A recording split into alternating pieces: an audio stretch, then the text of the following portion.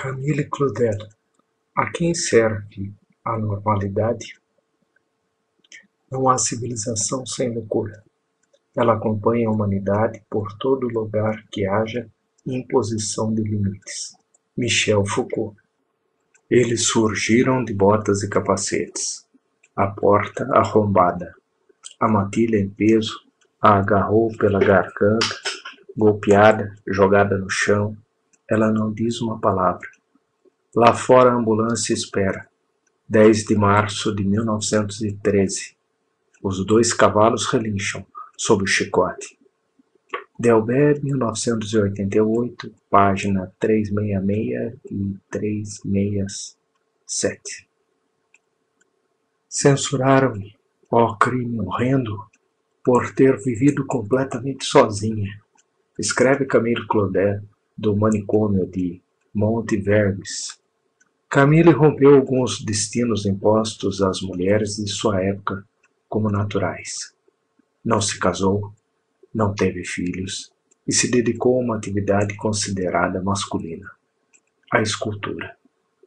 Até 1897, mulheres eram excluídas das principais escolas de artes francesas, como a École des Beaux-Arts. Trabalhavam como ajudantes ou assistentes de artistas e não podiam assinar as obras que ajudavam a realizar. Camille não assinou Les Portes de Enfer ou Les Bourgeois de Calais. Ficou à sombra de Rodin. Resistir às tentativas de controle de seus gestos, condutas e opiniões influenciou gravemente na decisão de seu irmão, Paul Claudel, de interná-la à força. É preciso evitar o escândalo, ele dizia. Loucura não é tudo aquilo que age contra a natureza. É tudo aquilo que desnaturaliza formas de poder. A existência de Camille mostrava que não havia um destino natural para as mulheres. No documentário Michel Foucault, par lui-même, Foucault diz que experiências que deveriam ser consideradas centrais, valorizadas positivamente, são consideradas experiências limite, a partir das quais se põe em questão a exclusão social. Em última instância, o julgamento dessas experiências não se diferencia daquele que determina se um hábito é aceitável ou não. Mulheres eram internadas pelos mais variados motivos: engravidar indevidamente, gastar muito dinheiro, estar desempregada e ainda mais violento por um simples pedido da família. Da loucura parecia caber tudo aquilo que era desviante, a média ou a norma. O laudo de internação concedido por um médico amigo da família afirmava que Camille tinha delírios persecutóricos envolvendo Rodin e cultivava hábitos miseráveis. Não cuida da aparência, usa roupas puídas, sapatos gastos, não se lava, mantém as cortinas sempre abaixadas e as janelas fechadas. Alimenta muitos gatos e vive sozinha, reclusa, numa casa quase sem móveis. São visíveis tanto as marcas da violenta relação com Rodin, como o julgamento moral de seus hábitos. Em seus 29 anos de internação, Camille implorou que Paul Claude a tirasse de Monteverdes. Esse período é retratado nas cartas que Camille escrevia para Paul Claudel e no filme Camille Claudel, 1915. Hoje, 3 de março, é o aniversário do meu sequestro em Ville-et-Grard. Faz 7 anos que faço penitência nos asilos de alienados, depois de terem se apoderado da obra de toda a minha vida. Mandam-me cumprir os anos de prisão. Delbert, 1988. Durante todo o inverno não me aqueci, estou gelada até os ossos, cortada ao meio pelo frio. Uma amiga minha, uma pobre professora do Liceu Fenelon, que veio cair aqui, foi encontrada morta de frio na cama. Medonho. Quanto a mim, estou tão desolada por continuar a viver aqui que eu não me sinto mais uma criatura humana. Essas experiências desviantes, que deveriam levantar questões sobre o sistema de poder que determina o que é normalidade, eram reconhecidas apenas como um ponto de ruptura em relação a esse sistema, portanto, passível de punição. Em História da Loucura, Foucault diz: é verdade que muitas vezes se interna para fazer alguém escapar ao julgamento, mas interna-se no mundo onde o que está em jogo é o mal e a punição, a libertinagem e a imoralidade, a penitência e a correção. Camille Claudel nunca saiu de Monte-de-Vergues. Morreu em 1943, aos 79 anos. Foi enterrada em vala comum e seu corpo nunca foi encontrado. Paul Claudel não compareceu ao seu funeral em Monte-de-Vergues. O crítico de arte Matthias Molthardt escreveu sobre a obra de Les Causeses em 1893 de Camille para o Mercure de France em 1898. A observação da natureza não basta para realizar obras-primas. É preciso uma paixão particular. É preciso um dom especial que permite extrair da obra observação da vida o que constitui o alimento primordial da obra-prima e que é, de certa forma, o testemunho da verdade, o sentido da sua beleza. Les Causeses é um poema escrito magnificamente. Essas 4 mulheres sentadas em círculo em torno de uma ideia que as domina, em torno de uma paixão que as inspira e penetra.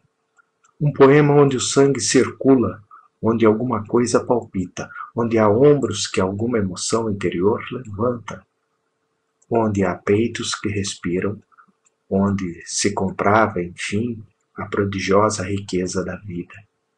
Ela é viva, ela vive permanentemente. A pequena escultura que cabe na palma de uma mão, como um segredo, parece fazer Camille respirar através do tempo. Quem vigia as fronteiras da normalidade? O mais notável não era que fosse a irmã de Paul Claudel e a amante de Auguste Rodin. Não, o que me impressionava, o que me impedia de fechar o livro era isso. Ela era escultora. Uma menina com os cabelos desgrenhados, vestido sujo, andando com pesados baldes de barro vermelho no meio do capim cerrado. Era uma bruxa que conseguia transformar o barro em corpo humano. Quando Camille carregava, cambaleante, baldes de barro para fazer as primeiras esculturas em Villeneuve, já ouvia de sua mãe que estava louca. Essa demarcação das fronteiras da normalidade é usada para limitar quais são as experiências possíveis para as mulheres. A questão da normalidade, ou de como ela se transforma em mecanismo do poder, não é puramente teórica, é parte da nossa experiência. Aliás, seria mais adequado falar de normalidades e não de normalidade. Normalidade não é uma categoria estável. Depende de critérios sociais, culturais, ideológicos e até religiosos arbitrários.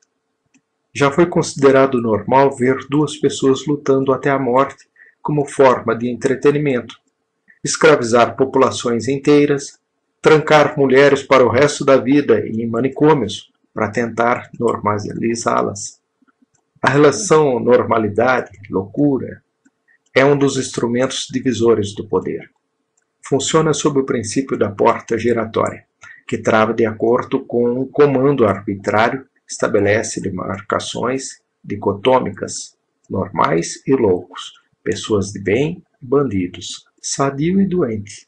O sujeito é dividido no seu interior e em relação aos outros.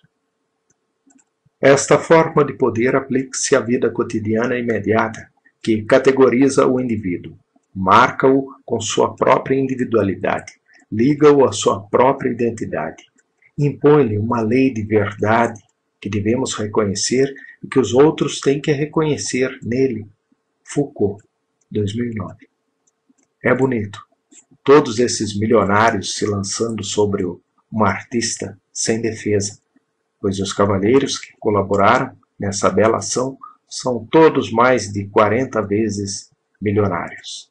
Quando Camille transgrediu os estereótipos de gênero de sua época, revelou mecanismos de poder que fabricam esses estereótipos.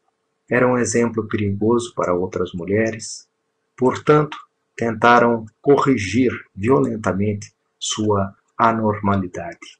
O que define o anormal é que ele constituiu, em sua existência mesma, a transgressão de leis invisíveis da sociedade, leis que são naturalizadas. O anormal desafia aquilo que é demarcado como impossível e proibido. Imagine que disparate, uma mulher esculpindo pedras. Quando se diz mecanismo de poder, não se trata de uma abstração, mas de um modo de ação de uns sobre os outros. É uma ação sobre a ação dos outros. É a violência sobre uma vida que é forçada, dobrada, reduzida, partida, esculpida com martelos e espátulas. O indivíduo a ser corrigido vai aparecer nesse jogo, nesse conflito, nesse sistema de apoio que existe entre a família e depois a escola, a igreja, a polícia, etc. Foucault, 2014.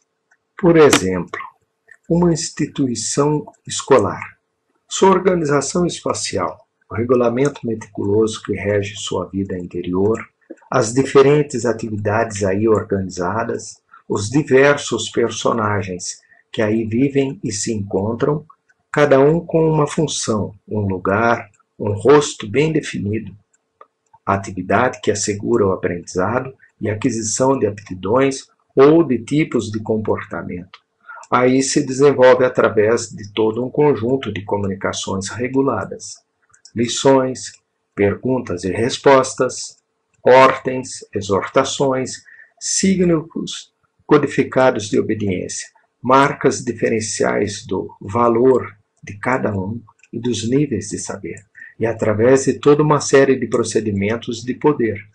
Foucault, 2009. As memórias de Camille Claudel e as nossas próprias memórias nos dão pistas de como esses mecanismos funcionam. Camille é diferenciada dos outros, passa a ser a louca, o que reduz a sua humanidade ao que possa caber nesse estereótipo.